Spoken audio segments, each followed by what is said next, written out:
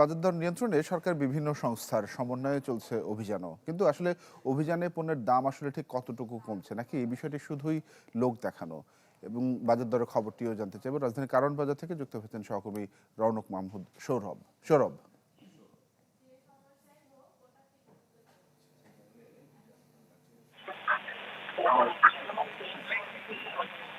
তানভীর, আমি এখন আছি রাজধানীর কারণ বাজারে। কারণ বাজার হচ্ছে দেশের সবচেয়ে বা রাজধানীর সবচেয়ে বড় পাইকারি বাজার। সেই সাথে এই বাজারে কিন্তু খুচরা পণ্য মেলে। এই বাজারে বর্তমানে কিন্তু শসা, টমেটো থেকে শুরু করে বেশ কিছু পণ্যের দাম কমেছে। সেই সাথে কিন্তু দাম আগের মতোই আছে বেগুনের। দাম কমেছে, সেই সাথে কিন্তু দাম আগের মতোই আছে বেগুনের। আর এইদিকে ভোক্তারা বলছিলেন যে এই সময়ের মধ্যে আসলে রমজান শুরু হলেই আমাদের দেশে একটি চক্র যারা হচ্ছে নিত্যপণ্যের দাম বাড়িয়ে দেয়। অথচ সরকারের পক্ষ থেকে বিভিন্ন বিভিন্ন অভিযান পরিচালনা করলেও ভোক্তারা বলছিলেন সেই অভিযান কিন্তু আসলে ভোক্তা পর্যায়ে খুব একটা কাজে আসছে না। কারণ তাদের অভিযোগ যে যখন ক্যাব থেকে অথবা বাণিজ্য মন্ত্রণালয় থেকে যখন বিভিন্নভাবে করা হয়, অভিযান পরিচালনা করা হয়, তখন কিছুটা দাম কমলেও পরবর্তীতে কিন্তু সেই দাম আবার বেড়ে যায় বলে অভিযোগ করেছেন ভোক্তারা। এদিকে তারা বলছিলেন যে এই সিন্ডিকেটের সাথে জড়িত হচ্ছে আসলে পাইকারি ব্যবসা। পাইকারি যারা আসলে কৃষকের থেকে কিনেন, সেই ক্ষেত্রে ক্ষতিগ্রস্ত হয় কৃষক থেকে খুচরা ব্যবসায়ীরা। ভোক্তাদের দাবি যে যদি এই তদারকি নিয়মিত করা হয় তাহলে আসলে নিত্য প্রয়োজনীয় যে দাম দ্রব্য সেগুলো আস্তে আস্তে দাম কমে আসবে বলেও তারা কিন্তু জানিয়েছেন। এদিকে আপনাকে যদি আরেকটি কথা বলে রাখি যে সবজির পাশাপাশি ফলের বাজারের চিত্র যদি আমরা দেখি, সেখানে কিন্তু আমদানিকারক বেশ কিছু ফলের দাম কমেছে বাদামতলিতে, কিন্তু আসলে খুচরা পর্যায়ে তার কিন্তু কোনো প্রভাবই দেখা যায় না। আমরা কয়েকজনের সাথে কথা বলার চেষ্টা করেছি, তারা বলেছেন যে নিয়মিত যদি তদারকি করা যায় তাহলে আসলে এটা সম্ভব, নিত্য প্রয়োজনীয় দাম কমা আসলে মানুষের হাতের নাগালে নিয়ে আসা সম্ভব বলে তারা জানিয়েছেন। তবে এই ধারা অব্যাহত রাখতে হবে। মাসে অথবা বেশ কিছুদিন পরে যদি তারা করে তাহলে এই ধারা আসলে কার্যক্রম ঠিক থাকবে না। সেই সাথে তারা বলছিলেন যে নিত্য প্রয়োজনীয় দ্রব্যের পাশাপাশি আমিষ জাতীয় যে পণ্যগুলি রয়েছে, মাছ, মুরগি, মাংসের দামও কিন্তু চড়া।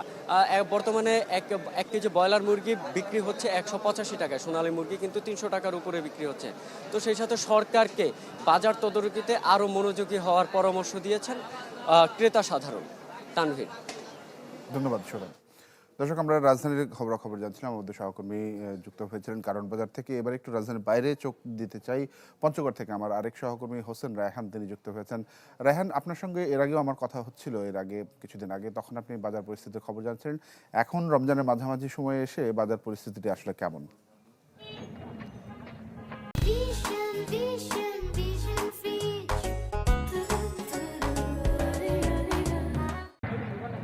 তানভীর, আপনাকে জানিয়ে রাখি, দেশের সর্বোত্তর জেলা পঞ্চগড়, সীমান্তবর্তী এই জেলার একটি উল্লেখযোগ্য হাট যেটি রাজনগর হাট। আমি এখানে দাঁড়িয়ে কথা বলছি।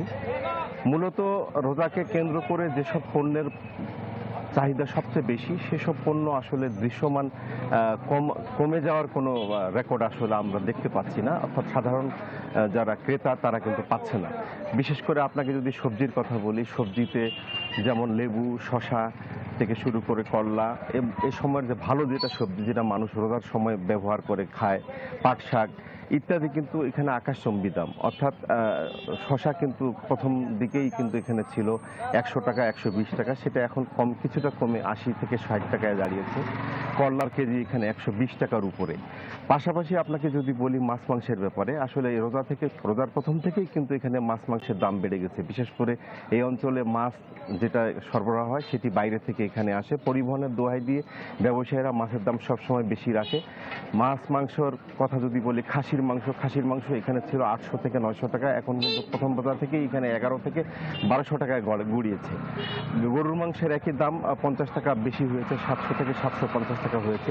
জেলা প্রশাসন এবং প্রাণী সম্পদের পক্ষ থেকে সাধারণ রোজাদারীদের জন্য দুধ, ডিম এবং গরু মাংস বিশেষ ব্যবস্থায় বিক্রি করার একটা প্রক্রিয়া হাতে নেওয়া হয়েছে, কিন্তু সেটি আসলে ফলপ্রসূ হচ্ছে না, ফলে মানুষের একটা ক্ষোভ রয়ে গেছে। পাশাপাশি আপনাকে বলি, ইফতার সামগ্রীর দামও কিন্তু এখানে আকাশ ছোঁয়া। পাশাপাশি ফল, বাইরে থেকে যে ফলটা আসে সেই ফল মানুষের ক্রয় ক্ষমতার বাইরে, সবকিছু বাইরে থেকে আনতে হয়, দাম বেশি। এই অজুহাতে কিন্তু ব্যবসায়ীরা প্রতিটা জিনিসের দাম বাড়িয়ে দিচ্ছে এবং সাধারণ যে মানুষ তারা কিন্তু প্রত্যাশা করছে যে জেলা প্রশাসনের পক্ষ থেকে একটা বাজার মনিটরিং প্রয়োজন, যেটি হলে অন্তত ব্যবসায়ীরা সঠিক দামে তাদের পণ্য বিক্রি করতে পারবে এবং সাধারণ মানুষও কিন্তু তাদের চাহিদা মতো কিনতে পারবে। সব মিলে সাধারণ মানুষের মধ্যে একটা অসন্তোষ বিরাজ করছে। এই ছিল তানভীর আমার কাছে বাজারের রমজান মাসের বাজার পরিস্থিতি নিয়ে সর্বশেষ। জি রায়হান, ধন্যবাদ আপনাকে আমাদের সঙ্গে যুক্ত হওয়ার জন্য। দর্শক, আমাদের আরেক সহকর্মী হানিফুল্লাহ আকাশ, তিনি নেত্রকোনা থেকে যুক্ত হয়েছেন। জানবো সেখানকার বাজার দরের খবরাখবর। আকাশ, কি তথ্য থাকছে বাজার দরের খবরে? তানভীর, আসলে রমজানের বাজারের যে মনিটরিং এর দাবি ছিল আসলে প্রশাসনের পক্ষ থেকে, এখানকার যে ভোক্তা যারা রয়েছে তাদের আসলে এই প্রশাসনের পক্ষ থেকে আসলে ডাক ঢোল পিটিয়ে কিন্তু এই বাজার মনিটরিং এর ব্যবস্থা তারা চালিয়েছেন। তারপর থেকে কিন্তু ক্রেতারা বলছেন যে আসলে বাজার মনিটরিং ব্যবস্থাটা এভাবে ডাক ঢোল পিটিয়ে করলে আসলে এই সাধারণ ভোক্তারা কিন্তু উপকৃত হয় না। তো আমরা আজকে আছি নেত্রকোনার জয়ের বাজারে। সেই জয়ের বাজারে কিন্তু সকাল থেকে আমরা দেখেছি যে বেশ বেলা বাড়ার সাথে সাথে আসলে রমজানের বাজারের ক্রেতাদের ভিড় শুরু হয় এবং আজকে যে বিষয়টি লক্ষ্য করেছে যে বেশ কিছু পণ্যের দাম কমেছে, কিছু পণ্যের দাম বেড়েছে, কিছু অপরিবর্তিত রয়েছে। তার মধ্যে প্রথমে যদি বলি ডিমের দাম, হাঁসের ডিম গত সপ্তাহে 60 টাকা হালি ছিল, সেটি আজকে 50 টাকা হালি দরে বিক্রি করা হচ্ছে। লাল ব্রয়লার মুরগির যে ডিম সেটা 37 টাকা ছিল, সেটা আজকে 35 টাকা হালি দরে বিক্রি করা হচ্ছে।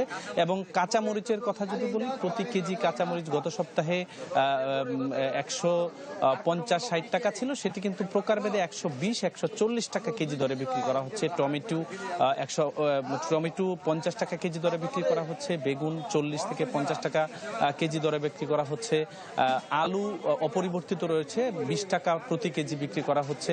এবং বাজারে আসলে যে মাছ মাংসের দাম দরের কথা যদি বলি, যে মাছের দাম, যে হাওর বা বিল থেকে যে সকল মাছ, দেশি মাছ আসে, ট্যাংরা, গুইলসা, পাবদা ইত্যাদি মাছের দাম কিন্তু হাজারের কোঠা ছাড়িয়েছে।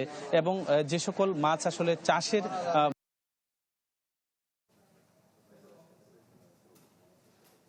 দর্শক, আমাদের সহকর্মীরা বাজার পরিস্থিতির খবরাখবর জানাচ্ছিলেন নেত্রকোনা এবং এর আগে পঞ্চগড় থেকে আমরা জানছিলাম। তার আগে রাজধানীর খবরাখবর আমরা জানছিলাম।